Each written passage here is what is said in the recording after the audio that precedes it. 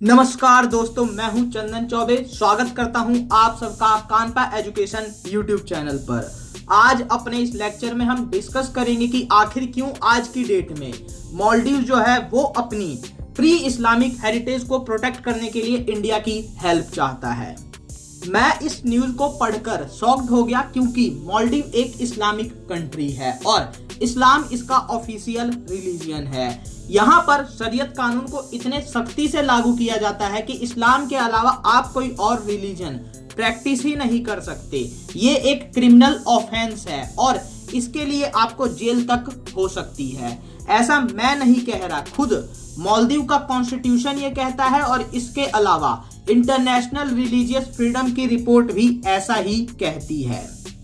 आप अपना religion practice करना तो छोड़िए, अगर आप शरीयत कानून को किसी दूसरे तरीके से भी वायलेट करेंगे तब भी आप पर कार्यवाही हो सकती है।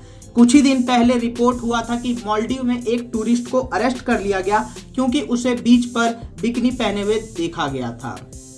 अब ये ओवरऑल इशू देखने के बाद कोई कैसे मान लेगा कि प्री इस्लामिक हिस्ट्री को जानने के लिए वही कंट्री एग्री है और वो इस पर रिसर्च करना चाहती है? ये शॉकिंग तो होगा ही।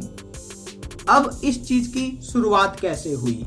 तो पिछले ही हफ्ते इंडिया और मालदीव ने 7 MOUs साइन किए थे, जिसमें से एक MOU प्रिजर्वेशन ऑफ हेरिटेज के बारे में था और इसमें प्री इस्लामिक हेरिटेज साइट के प्रिजर्वेशन की बात की हुई है। इस MOU के under he government of India ने 2,75,00,000 रुपए मालदीव को दिए भी हैं। अब इस रुपए से क्या होगा? तो मालदीव में एक आइलैंड है, लैंडू आइलैंड इसका नाम है। यहाँ पर एक म्यूजियम इस्टेब्लिश किया जाएगा और इसी म्यूजियम में जो भी प्री इस्लामिक हेरिटेज से रिलेटेड आर्टिफैक्ट्स मिलेंगे उनको यहाँ पर रखा जाएगा। लैंडू आइलैंड पर 700 से ज्यादा लोग इस समय रह रहे हैं और यहाँ पर म्यूजियम बनाने के लिए इसे क्यों चुना गया है, इसे जानना जरूरी है आपके लिए। तो यहाँ पर देखिए दोस्तों, इसका काफी सिंपल कारण है। यहाँ पर एक मावा धीगे नाम का आर्कियोलॉजिकल साइट है जहां से मालदीव के बारे में पता चलता है कि 1153 ईस्वी से पूर्व मालदीव एक बुद्धिस्ट कंट्री था और 1153 ईस्वी में यहाँ के राजा ने इस्लाम अपना लिया, यानी कन्वर्ट हो गए और फिर ये कंट्री भी इस्लामिक बन गया। मावा धीगे आर्कियोलॉजिकल साइट से कई इंपॉर्टेंट सबूत मिले हैं, ये आप देख सकते हैं मावा धीगे आर्कियोलॉजिकल साइट की फोटो। ये फोटो 1987 की है जब यहाँ से ASI के ऑफिशियल्स ने विजिट किया था इस साइट को। सार्क के अंडर एक टेक्निकल असिस्टेंट प्रोग्राम है। इसी प्रोग्राम के तहत ASI ऑफिशियल्स जो हैं वो यहाँ पर विजिट करने आए थे। मावा धीगे आर्कियोलॉजिकल साइट से एक कोरल ब्लॉक मिला है जिस पर चारों तरफ से इंक्रिप्शंस लिखे हुए हैं। ये ब्राह्मी स्क्रिप्ट में लिखे हुए इंक्रिप्शंस हैं और ये एक मंत्र है बुद्धिज्म से जो रिलेटेड है। ये दोस्तों 6th सेंचुरी का है, यानी पल्लवा पीरियड का।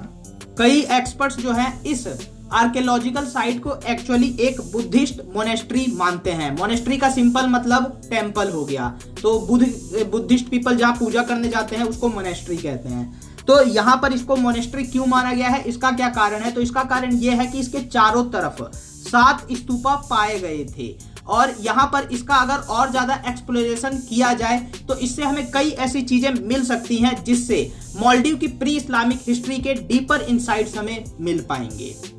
बट अब सवाल ये उठता है कि आखिर यहाँ पर मालदीव को इंडिया की जरूरत क्यों है इन सारे साइट्स को एक्सप्लोर करने के लिए?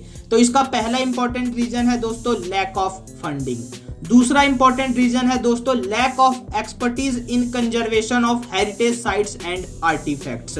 और तीसरा इंपॉर्टेंट रीजन है दोस्तों lack of technical and professional peoples. इसीलिए मालदीव है अपने इस काम के लिए फ्रेंडली फॉरेन नेशंस की हेल्प लेता है या फिर इंटरनेशनल ऑर्गेनाइजेशंस की। और यहाँ पर इंडिया सबसे इंपॉर्टेंट है क्योंकि मालदीव के पास ऐसे ही 500 से ज्यादा टेंजिबल साइट्स हैं और मालदीव जो है इंडिया पर ट्रस्ट कर सकता है अपने इन सारे इंपॉर्टेंट एक्सप्लोरेशन में निकलने वाले आइटम्स की सेफ्टी के लिए। बट यहाँ पर चैलेंजेस भी काफी सारे हैं। पहला चैलेंज ये है कि ये एक कंट्रोवर्शियल टॉपिक है मालदीव का। मालदीव में लोग जानते हैं कि they are converted, but they don't want to discuss why they are converted और इसके पीछे क्या रीजन है। तो यहाँ पर जब ये काम होगा, एक्चुअली में प्री इस्लामिक साइट्स का एक्सप्लोरेशन होगा, तो यही क्वेश्चन बार बार उठेगा, यही इशू बार बार उठेगा, जिससे वहां के लोग जो है वो अच्छा फील नहीं करेंगे। तो यहाँ पर गवर्नमेंट ऑफ इंडिया को इसके बारे में सोचना चाहिए। मैं आपको दोस्तों एक इंपॉर्टेंट बात बता दूं मालदीव की, कि 1990 तक जो मालदीव के लोग थे वो सिर्फ इस्लाम के बारे में स्टडी करते थे। किसी दूसरे रिलीजन को स्टडी करना यहाँ पर सोशली अनएक्सेप्टेबल था। इवन 2012 में मालदीव के नेशनल म्यूजियम पर अटैक हो गया था, क्योंकि इसमें 30 बुद्धिस्ट स्टैचू को रखा गया था और इन 30 बुद्धिस्ट स्टैचू को तोड़ भी दिया गया इन इस्लामिस्ट के द्वारा। तो यहाँ पर ऐसा क्यों किया इन लोगों ने? क्योंकि as per Islam ideals are illegal, और यहाँ पर इसीलिए इसके विरोध के चलते आइडियल्स को तोड़ दिया गया। तो यहाँ पर जब म्यूजियम पर अटैक हो सकता है, तो जो म्यूजियम इंडिया बनवाएगा उस पर भी अटैक हो सकता है, तो उसकी सेफ्टी भी इंपॉर्टेंट होनी चाहिए। तो ऐसे एनवायरनमेंट में ये इनिशिएटिव कितना सक्सेसफुल होगा ये भगवान ही जाने, बट एक्सपर्ट्स का कहना है कि टूरिज्म सेक्टर को बूस्ट करने के लिए मालदीव्स ऐसा कर रहा है, क्योंकि टूरिज्म का मालदीव्स इकोनॉमी में बहुत बड़ा शेयर है। मालदीव में टूरिज्म सेक्टर जीडीपी में 28% और फॉरेक्स रिजर्व में 60% तक कंट्रीब्यूट करता है। यानी ये इनिशिएटिव जो है वो लोगों की लाइवलीहुड से रिलेटेड है, इसीलिए हो सकता है कि यहाँ के लोग इसको सीरियसली ले, इसमें इंटरेस्ट ले, और यहाँ जो हेरिटेज मिलेगा इस एक्सप्लोरेशन के बाद उसको एक तरीके से प्रोटेक्ट करने के लिए, उसकी सेफ्टी के लिए वो कंसर्न भी हो। But let's expect for best, rest leave. फिलहाल दोस्तों अब ये है हमारे इस वीडियो का एंड। हम आपसे मिलेंगे अपने नेक्स्ट वीडियो में। तब तक के लिए चैनल को सब्सक्राइब कर बेल आइकन पर क्लिक कर दे, और आप हमें फाइनेंशियली कंट्रीब्यूट भी कर सकते हैं। हमारी यूपीआई आईडी और अकाउंट डिटेल्स स्क्रीन पर दी हुई है।